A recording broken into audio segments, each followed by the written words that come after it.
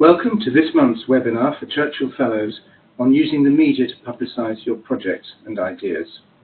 I'm Jonathan Laurie, Communications Director at the Winston Churchill Memorial Trust, and before working here I have been a travel magazine editor, newspaper freelance writer, and worked in various charities placing stories in the media for about 3 decades.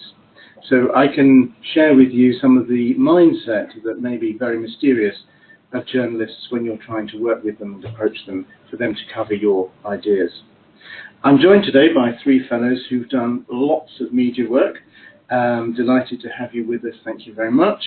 I'll introduce them very briefly. We have Nicola Sharp-Jeffs, who secured coverage for her project in national newspapers, radio and TV mainly, and in fact this week has been deluged with inquiries from the media due to a government bill that has just been announced that she was involved with. So we'll hear a bit more about that little story, that success story, shortly. Also with us is McInnis, who secured coverage for her project in lots of specialist media, particularly professional journals and also The Voice, as well as on Radio 4. And Nishtha, who actually worked as a news producer in radio on the World Service and secured coverage for her project in The Guardian and, curiously, in various media in India, where some of her research had taken place. So we've got a range of experiences here to draw on. And what we're going to be talking about really is the traditional media, not social media, but radio, TV, newspapers and news websites, really. If you're interested in social media, which of course does tie in to a certain extent, you can catch our last webinar, which is on our website at the Fellows Resources page. We did a webinar on social media and blogging, and you can catch up on it there. Also in that Fellows Resources page, you can find media-related guidelines on how to be interviewed on radio, how to approach journalists, how to take good photos that obviously newspapers and websites might like to take. The format today is a 20-minute discussion with us 4, and then we'll turn it over to you, the listeners, and we'll be taking questions and giving you our advice on how to deal with whatever it is that you're worried about or thinking about. So whilst we talk, if anything occurs to you, please do type in your questions to us. You use the chat function in the software browser. So let's begin. Nicola, you're going to be right in the news this week. Tell us what's been happening for you. Well, on Monday, the government published a draft bill on domestic abuse, and I was involved in influencing some of the content of that bill. So the bill introduces a statutory definition of domestic abuse, and for the first time acknowledges that economic abuse, which was the subject of my fellowship, is a form of domestic abuse. So that was the culmination of a number of years of putting my hand up and asking about economic abuse. Just because it's seen as an invisible form of abuse, people don't necessarily recognise it or connect it to domestic abuse. So a major legislative piece of news, and how did that lead to media coverage? What happened? Well, I've been working with the Home Office in the development of the bill, and the charity which I set up after coming back from my fellowship, called Surviving Economic Abuse, was part of that process. And the Home Office asked if I would provide a quote for their press release, which went out, was embargoed over the weekend. So obviously my quote was picked up by news outlets, including the BBC, and led to some radio coverage on Monday. So I was on Women's Hour talking about my reaction to the bill. And then a number of journalists who are going to do longer features this week have been in contact. So we've been working with The Guardian, The Times, The Daily Mail, World Service, and also some regional news outlets as well. So you must be pretty pleased about all that? Yes, it's been a busy week. And just out of interest, so that's 4 or 5 media leads that you'll be following up. How much time has each of those taken for you? Less time than it used to. So in July of last year, we were fortunate enough to secure some funding from a foundation, and I now have a part-time communications officer working with me at the charity, and we've actually just developed our 3-year strategy, and we actually looked back at the media coverage over the past 18 months or so, and you can see that by having somebody in place and having that extra capacity, we've been able to do a lot more. Okay. Well, congratulations. Thank you. Yeah, let us know when it all comes up. We'll all be reading it at Chugh. And congratulations on the legal thing as well. Getting a draft bill on your topic is pretty fabulous. So well done. Thank you. Erica, tell us about your experience of being involved in the media. Well, what I've found is that things have just snowballed. People have found out about me from when I've done conference presentations, and my PowerPoints have been uploaded to the website or sent out to people, and then people have contacted me saying that they've heard about me.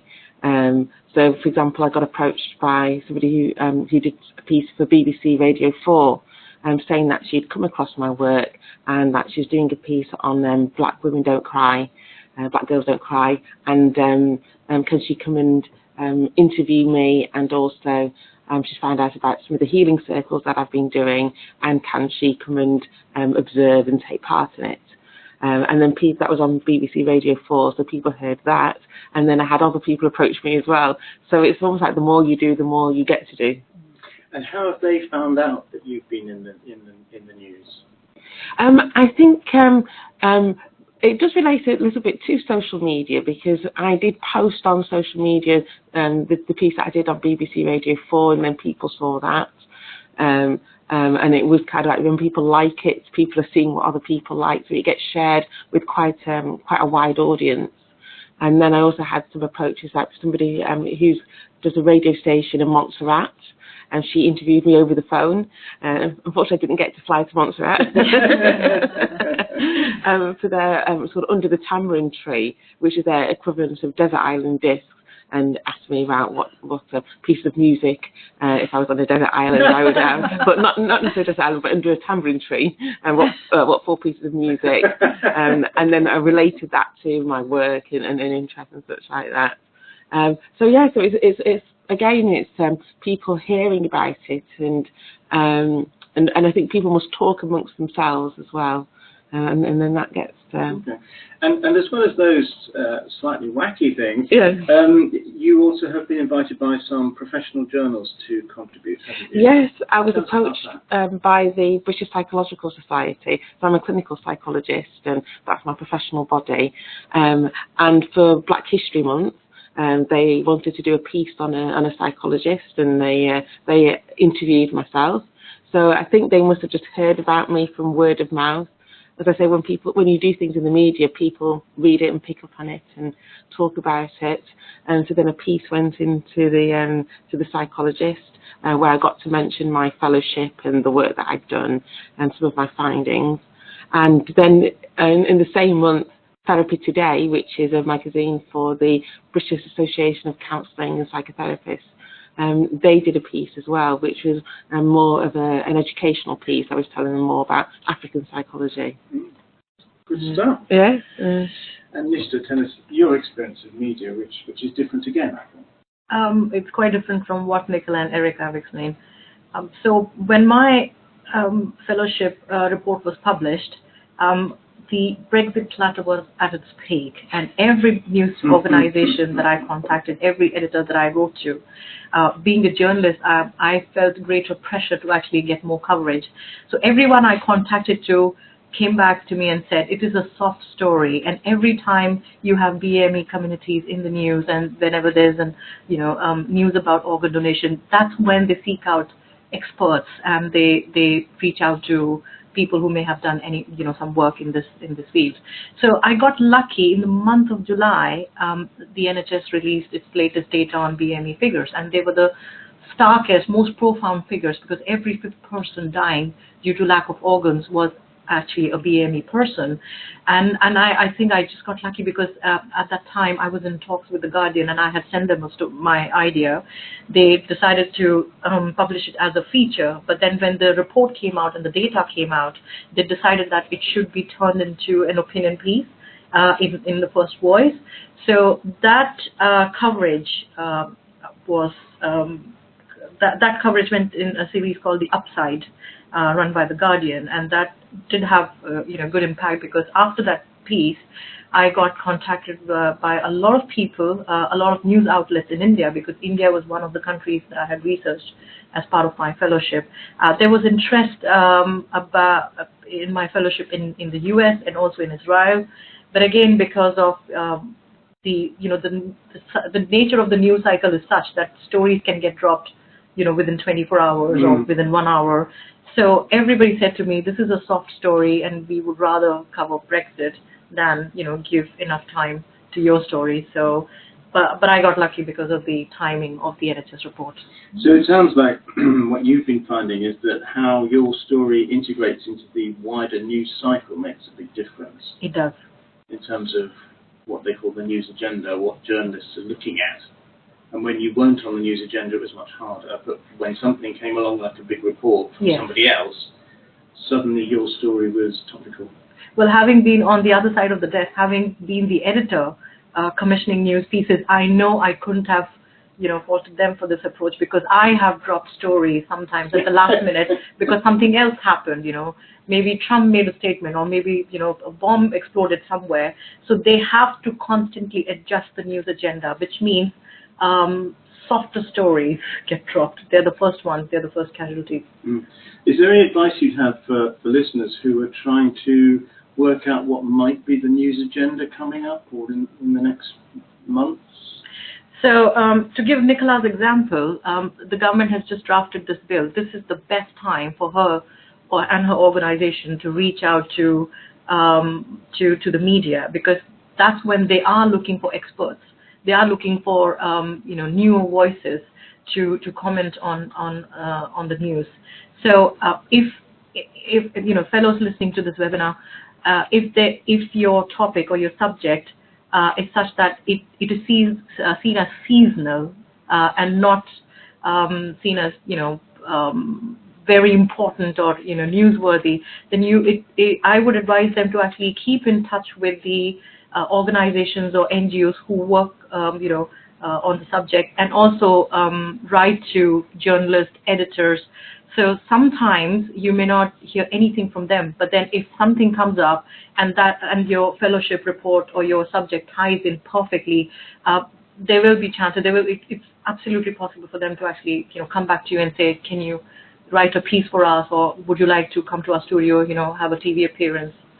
So it's absolutely possible. But at the same time, I would say, don't get disheartened if you keep writing to people and your story doesn't get published, or you don't get any media exposure. It's not because your topic is not important, but because maybe news cycle is not allowing editors to work on it. And so, Nicola, this week you must have been finding that the news cycle is absolutely working for you.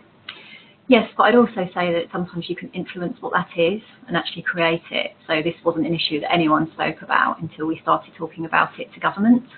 That was back in sort of March of 2017, leading to the Queen's speech, coverage on the bill when it was announced, leading up to the consultation by the Home Office. So actually we've been doing this work now for about 18 months, I would say, and we haven't had to be proactive at all. Everyone has actually come to us. But I think your point about, a specialism is really key, because if you can be associated as being the specialist or the expert in relation to that area, and you're going back to social media, you're kind of putting that out there all the time, people are having conversations, you're presenting at conferences, your name then becomes, I think, associated with the issue. And so when people start looking up, who can I talk to about this?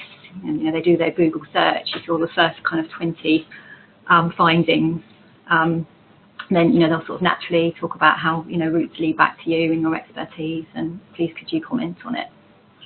So there's making the news agenda, as you've been doing, there's taking advantage of the news agenda, as Nishtha has been doing, and then there's just establishing oneself as an expert, so that eventually, which must be more or less yes, they come to you unasked for, which must be the best thing of all. Well, it now makes sense why around Black History Month I had quite a lot of approaches, and the approaches actually weren't in October, it was in about July, but to write a piece, they actually start approaching you then, so that you can do various drafts, and that they can comment and send it back to you, and then it's ready for the October edition.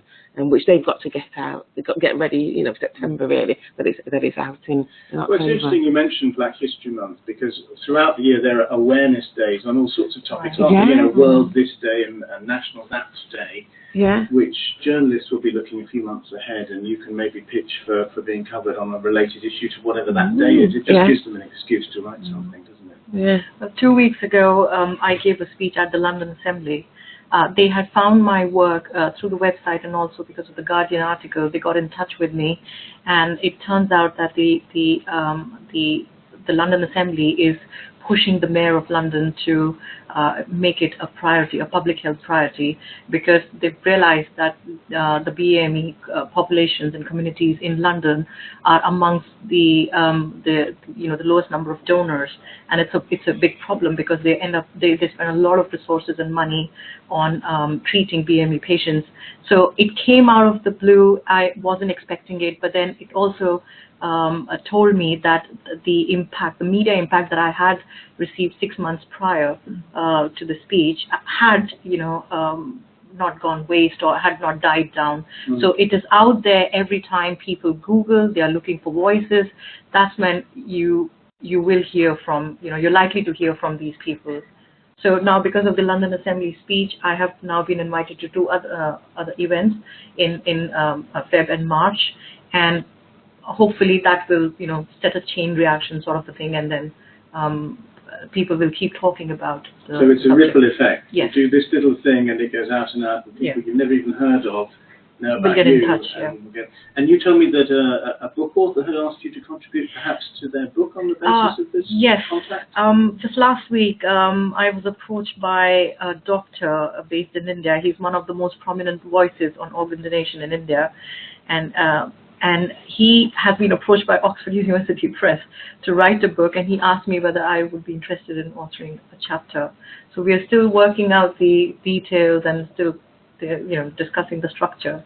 But it's likely I would be writing a chapter. So there's a little chain of events. Yes.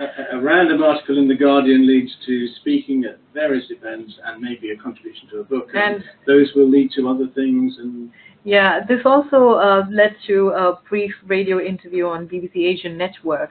They were discussing minorities and health issues, organ donation, and now I think if anybody Googles, the subject, I would be one of the top people who would appear on search. So this is how it is, all paying back. Yeah, doesn't it just? Well, also talking about the ripple effect, when I did the BBC Radio 4 Women's Hour bit, I talked about the emotional emancipation circles that I was running, and then started to run one in London, and then the people who'd helped organise that, somebody there was friends with Amnesty International, and when they wanted to do their wellness week, they wanted to do wellness from different cultural perspectives. So they invited me to do a slot on African psychology and wellness from an African psychology perspective. So it then led to another piece of work, like from connections really. And it's good to be influencing their staff and their staff well-being from another cultural perspective. And I think you use your website to profile all this coverage. Yes. Can you tell us about that? Yes. So, well, since I came back from my fellowship, I set up my own business, which is doing workshops and running healing circles and doing conference presentations from this approach. So people Google and can find your website and then can approach you via that. So I think that's another way of getting out there, is to have a website that's related to what you're doing. And you've put clippings from your coverage on the website, yes. or links? What yes. have you done? So on the website there's pictures, but also links. So when I've done things on radio, there's the link there, so that people can listen to it, and it's there for prosperity. And I think you've also used social media to publicise the cuttings. Yes. So you're kind of repackaging this stuff in lots of different ways. Yes. So I find using Facebook, Instagram, tweets, that type of thing, is a way of readily getting access to people and getting people to know about things, and even being members of particular groups, like following groups on Facebook and then posting into those particular groups, that can get people who are interested in that type of thing knowing about it and knowing that you're there, and then people will approach you. So. And Nicola, in terms of the ripple effect, how would you say all this coverage eventually will help your cause? I think it's kind of a ripple effect that just keeps giving, really. I think, as Nishtha and Erica have talked about, I think it's when you start building a profile and there's more of a mass, I suppose, of information about your work across so many different outlets. It leads to all sorts of things. And then if you're doing policy work, in my case, alongside that, finding the linked agendas. So in terms of domestic abuse, it reaches across society, is relevant to all government departments. So, for example, we're working with the Treasury Committee at the minute in relation to vulnerable customers, because people who experience economic abuse would be a vulnerable customer. So we're sort of really feeding into that agenda at the moment. We've become very linked into problems with universal credit and a single payment to family member, because that can facilitate economic abuse where that's happening. So I think, just also being aware of the kind of the wider environment, I suppose, and even if your subject doesn't appear to immediately or naturally sit in other spaces, sometimes there's ways of looking at it or reframing it in ways that it does. And is your experience sometimes that media coverage can actually help you to connect with the ultimate beneficiaries, the people suffering from the problem you're trying to deal with? So that's really interesting, actually. So when I first came back from my fellowship and I had my report published and it was circulated on email to other fellows, one of the first things I did similarly a couple of years ago was Women's Hour, and actually the editor was a former fellow, so she'd got the report via her own email and said, this might be an interesting feature for the programme. And I got a flurry of emails from survivors off the back of that initial piece. And actually I'm still working with some of those women. So as a charity, we don't provide direct services. Economic abuse is unlikely to happen in isolation, and you need a holistic response, and there's some fantastic organisations already doing that, but we support those organisations to better support survivors in relation to economic abuse. But at the same time, because practice in the UK is less developed than America and Australia, which is where I visited, there's a number of women who say, well, I know that you can't do anything to help me, but I'd like to help you raise awareness of this issue, and I'd like to contribute to the work that you do. And we now work with 80 women to actually do that. And I suppose something just connected to the media and interesting is that we are able to work with women and provide real life case studies, and that's always really attractive to journalists, especially in relation to this issue, to really bring it to life, because the women who've experienced it will talk about it in a much more compelling and clearly a first person way, in a way that I can't. I'm kind of like the technical specialist or knowledge holder, but women talk about the lived experience, and that's the compelling bit. And actually our founder, the first member of that group, was one of the women who contacted me off the back of Women's Hour, and we still work with her now. And actually we had a video piece published in the Huffington Post this week, and she's one of the case studies who speaks really compellingly again about economic abuse and the impact it's had on her life. And with something like HuffPo, you're looking at global reach, aren't you? Yes, well, fingers crossed. Okay, so we're getting a picture of media coverage as giving you all sorts of unintended consequences, but especially if it's around, it's with you forever and working with you forever. I'm interested in how one goes about getting some media coverage, especially for listeners who haven't done that before. Nicola, you had a lovely story about spotting a Daily Express journalist in a corridor and chasing them. Can you remind us of that one? Yes, so I wasn't necessarily chasing the story, but we'd done an event on universal credit, and similarly, actually, the woman I was just talking about had spoken about her own experience. We were launching a report that charity had endorsed, but the report was by the Women's Budget Group, and one of the women that we work with was talking as part of that report launch, and we went out into the corridor afterwards because it was such a compelling hour that people continued to want to talk about it.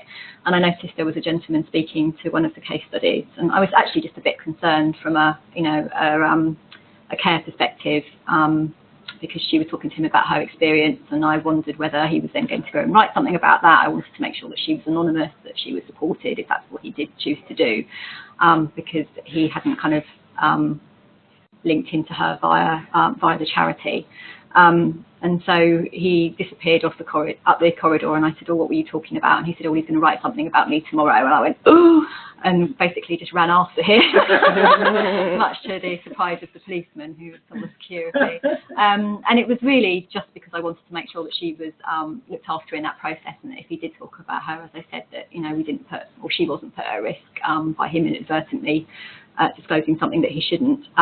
But because I had run after him, I did give him my card and said, do let me know if you do run with this story. And then he sent me an email and said, well, actually, it'd be great to hear from you at the same time. Right. So then the Express published a story that not only covered the experience as a case study, but actually also introduced a quote from myself and talked a little bit about the charity as well.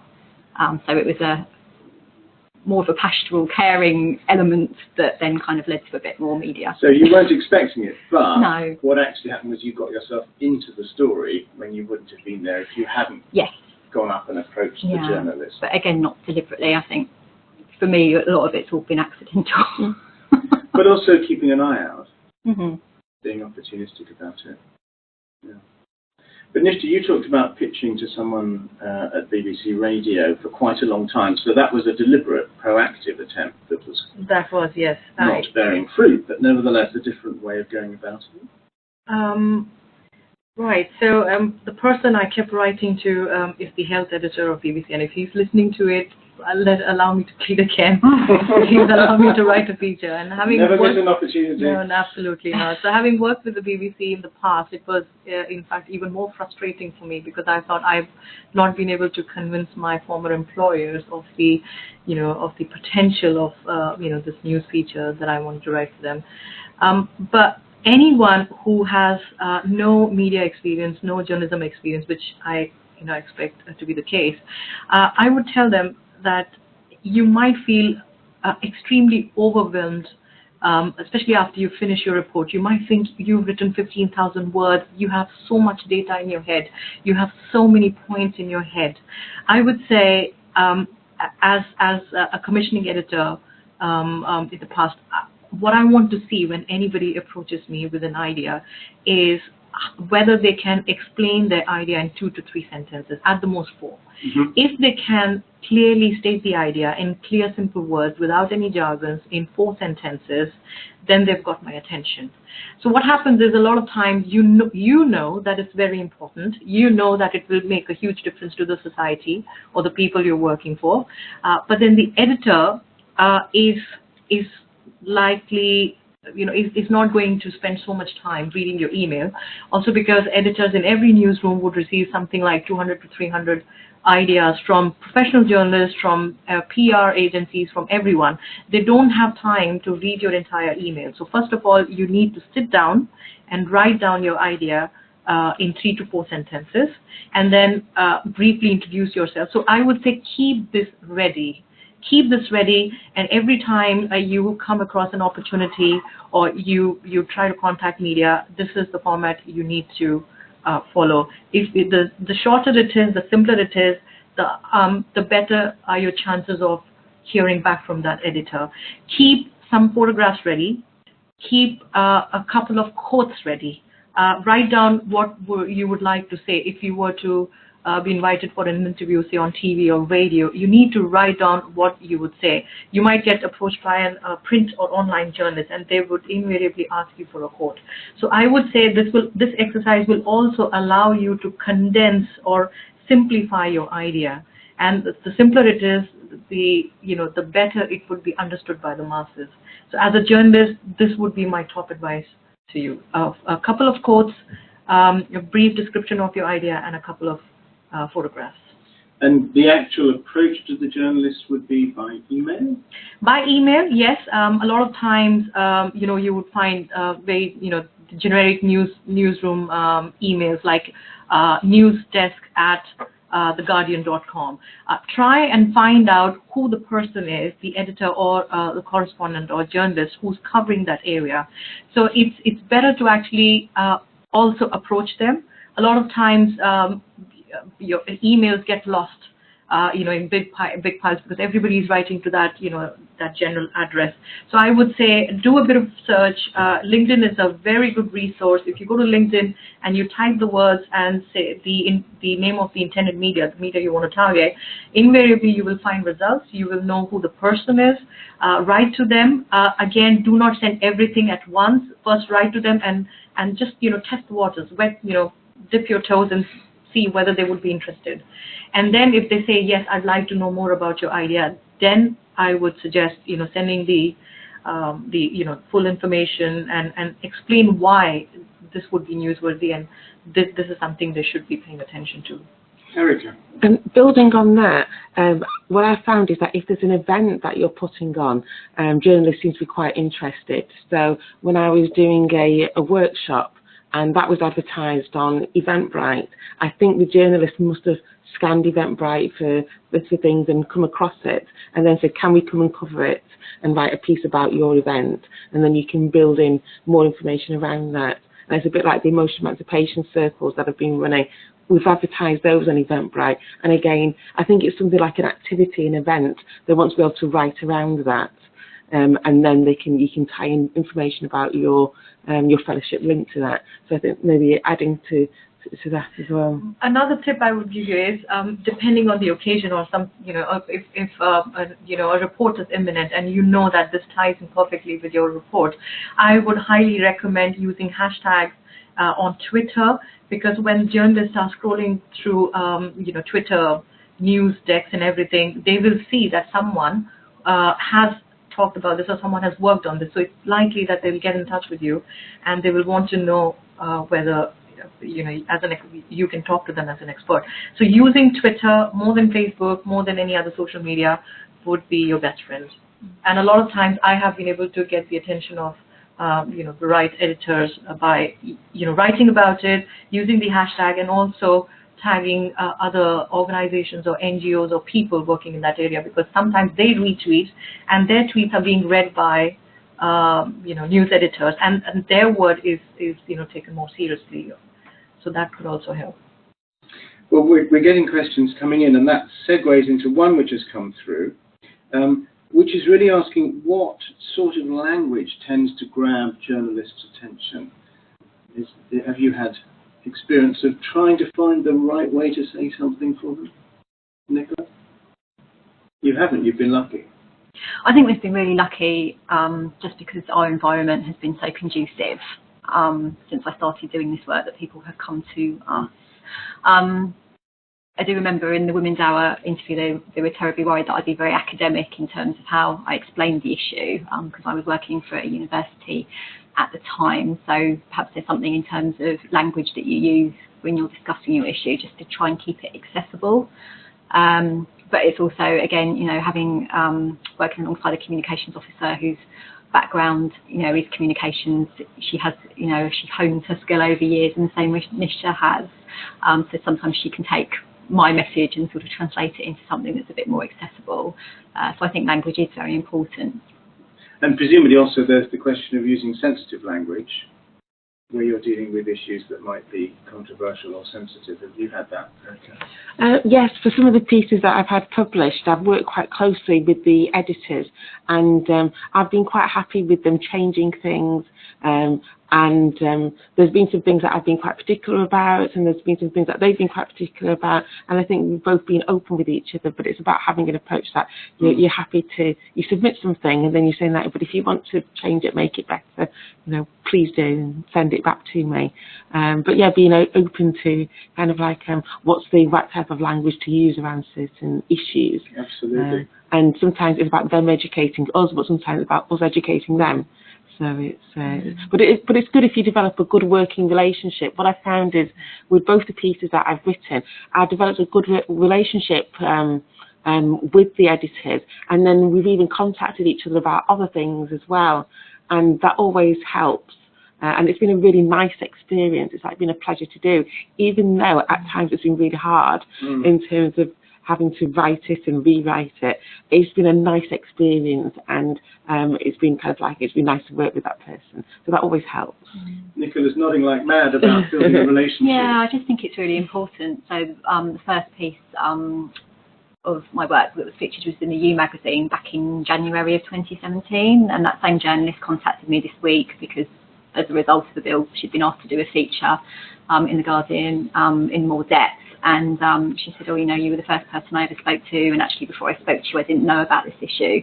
So what Erica's saying is also, you know, just having a great relationship, educating journalists, because quite often actually they'll sometimes say things like, well, actually I know nothing about this and I just need to understand it more. Then if you're happy just to spend half an hour just chatting it through with them, giving them some confidence, saying, you know, do come back to me, you know, I think that really pays dividends. And there's a number of journalists now that we do have a really good relationship with. So if they are doing something associated, you know, sometimes they'll just drop you in and the first thing you know about it, you see that on Twitter and they've put your handle in the article and they've found an opportunity, you know, to talk about what you do. And I think if you can try and communicate some of the passion that you have, I know some journalists who, you know, as a consequence of thinking about this issue, have become really, really passionate about it. And that was because they were asked to do it. And now they've learned about it, they've become personally invested in it, and then go out of their way to try and help sort of raise awareness in the way that we're trying to do. So I just think relationships with people are key. And when you're having that kind of contact with a journalist, is it important to know what the status of the conversation is? Oh gosh, yes. So I've been bitten, shall we say, a few times. So, and I'm still doing it now. So we had something in The Sun last weekend, which was on the basis of an email that a journalist sent me. So they asked me some questions via email. I responded, and the next day it was a feature in The Sun. So I think you should. And you weren't expecting and I wasn't expecting it. I thought I was just doing the nice background, telling you about it, and then she was going to come back to me if she wanted me They should have to do an article. So yeah, so they should have. So I think never assume that they're going to tell you. Always say, is this on or off the record? It's probably a really good tip. Nishtha, as an ex-professional in the game, would you say one could ever trust a journalist? Oh, absolutely. What you've just explained is, in fact, the exception, not the norm. And as a journalist, it's our duty to, even before we start talking to our sources or experts, we have to tell them that this is on record. If there's anything they don't feel comfortable with, they can tell us, and we are by law obliged to, you know, keep it off record. And especially, you know, because it's a very common practice to record interviews. I record interviews all the time, and at the very beginning, when I'm talking to my sources, I tell them, and I get it on record, that this is recorded, and if at any point if you do not feel comfortable or you don't want to go on record, you know, I'm happy to stop it. So I'm very surprised that Nicola had that experience. I've actually had that experience quite a bit, so I wonder if it might be, I think maybe ethically.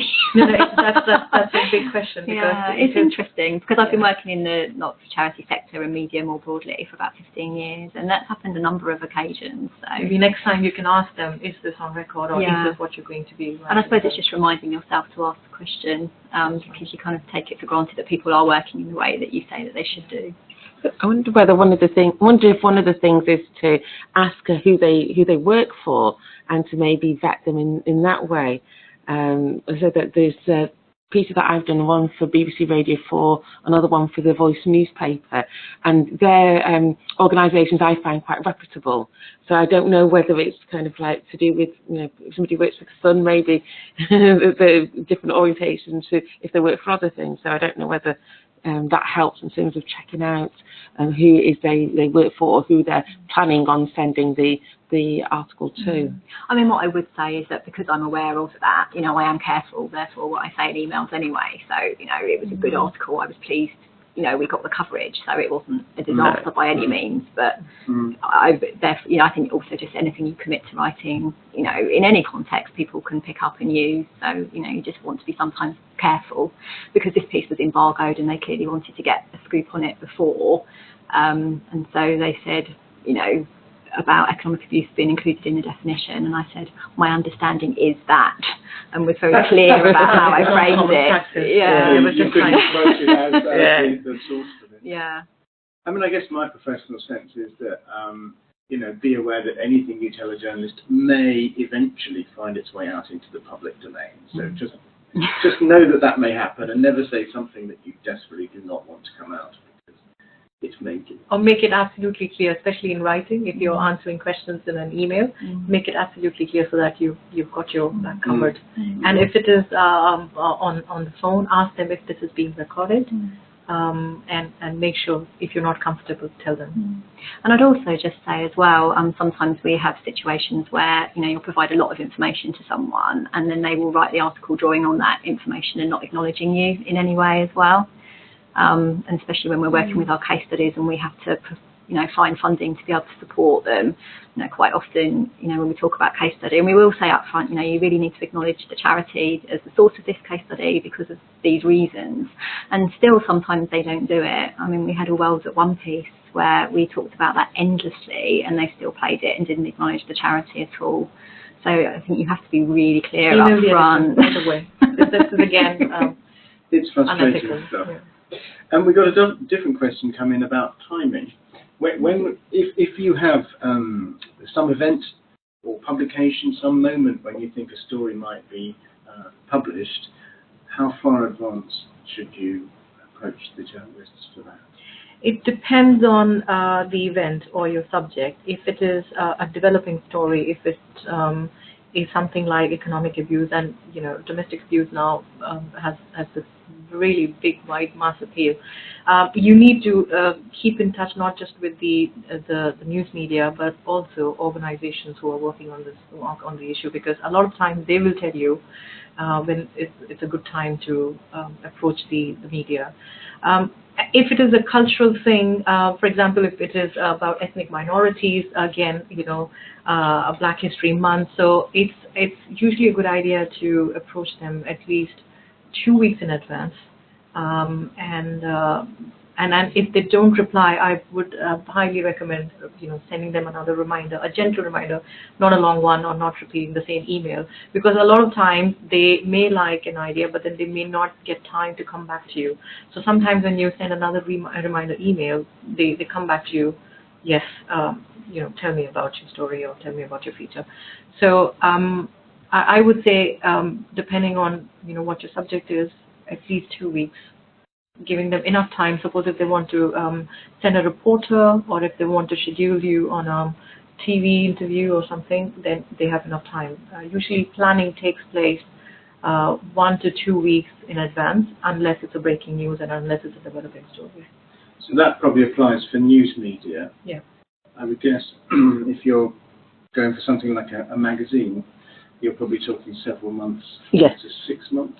Yes, my experience with the magazines is that they contacted me, say, 3 to 4 months ahead to discuss writing something, and then gave me a strict deadline, which was about a month before the actual kind of like Black History Month, because they need to do their bit behind the scenes once they've got the information in. But that was them approaching me early. But it did sound a bit surprising, them approaching me in June, July about something in October. And I thought, oh gosh, this is a long time away. But it's quite interesting how it seemed to fly, the time. And there was a lot of work to be done within that time. And now I understand why they approached me so early about it. But if it is not time specific, or it is not leading up to some event or big, celebration in a particular month, I would again suggest, as soon as you have your material ready and you think you want to, get exposure, just write to people. Send them another reminder maybe in 2 weeks. It never hurts, because a lot of magazines are either monthly or bi-monthly. The Economist is, weekly. So again, it depends on their circulation, their publication schedule. So if this is a cultural piece and it doesn't tie to a particular time, say for example Christmas or Black History Month, then they will be more flexible, and you might have a good chance of getting published sooner than 5-6 months. Someone else has emailed in a question asking whether what you send them should be a completed article or just an idea. No.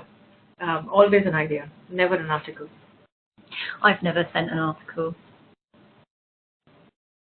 And they've approached me to write articles, so... yes. So what have you sent? Well, again, we haven't had to be very proactive. It's come to People you. have come to us. I mean, I'd say I'm proactive in terms of the relationship building. So if I meet a journalist at a conference, if I see a journalist who's tweeting or has written a story connected in some way, I will reach out to them via Twitter, maybe comment, say it's a good piece, retweet it, perhaps direct message them if they've chosen to follow me back off the back of that. Or, as I said, at a conference, you know, spoken to somebody about the work that I'm doing, and just, I suppose, kind of put the feelers out and kind of, you know, create a warm water that you can go into later. So I remember around the bill, we had a really nice opinion piece in The Guardian, but that was off the back of, that was in the June or July, and it was off the back of a conference where I'd met the journalist in the June, and I'd mentioned the issue to her. There was a personal connection in terms of one of her friends. So when I called her back 3 months later, I said, oh, do you remember meeting at that conference? I spoke to you, you mentioned this was an issue for your friend. Well, actually, this is happening now. And that was a way of, you know, getting some really good coverage. Probably one of the, you know, the pieces that I'm most proud of, actually, because it features a case study, but also talks about the role the charity had in bringing about the draft bill when it eventually happened. But, you know, that was just almost preparing the water. So again, that kind of, not necessarily creating the new agenda in the same way I was talking earlier, but just kind of creating the links and the relationships that might bear fruit going forward in the future. So the lesson there, I guess, is to be on top of who is writing or covering your topic, so that you know who the players are, and then if you bump into them at the conference, or if you want to tweet them, you know who to get. As an insider, I can tell you categorically, editors do not like pre-written articles. The reason is when they hear an idea, they have their own you know, idea about your pitch or your topic, because they might want you to highlight A but not B, and they might have you know, they obviously work by tight word limits. They might want you to you know, do some further research and maybe get other expert comments, or they might want you to talk about you know, specific experience. What you can do, if you've already, say, written a blog post or something, you can always tell them, or just drop a line, you know, add a line to your email saying that I already have written a blog post, or I have already written something about this. I'm happy to send you a copy if you want to take a look. I can tell you categorically, editors do not. They have a huge dislike for journalists or people who write to them with, you know, pre-written articles, especially with, you know, attachments, because it clogs their inbox, and then the capacity runs out very quickly. So, I mean, that's another reason why they don't like it. So they like to tell you how they want you to tell your story or write your feature, and then always follow their specs, always follow the word limit, and be absolutely open to their ideas and suggestions, because they know their readership, their audience, and they know how to maximize the impact. So always go with the editor, listen to them, and deliver what they ask you to do. Unless it's a student publication or a new publication, which doesn't have enough manpower, and they think, you know, getting a, you know, pre-written article saves them time or saves time on editing, fine. But I can tell you, all mainstream national media, they do not like it. So very good inside information there. Thank you very much. That's actually all we've got time for today. So I'm going to bring things to a close. This webinar will be available on our website as of Monday. If you want to hear it again, or if you want to pass it around to other people, it'll be in the Fellows Resources page.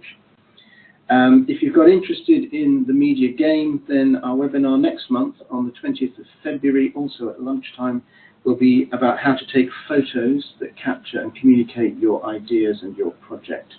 So that's another bit of your media armory. And for now, I'd just like to thank our guests for coming along and sharing their experience and ideas and giving us an insight into the dark world of the media. Nicola Sharp-Jeffs, Erica McInnis, and Mr. Chugh, thank you very much. Thank you.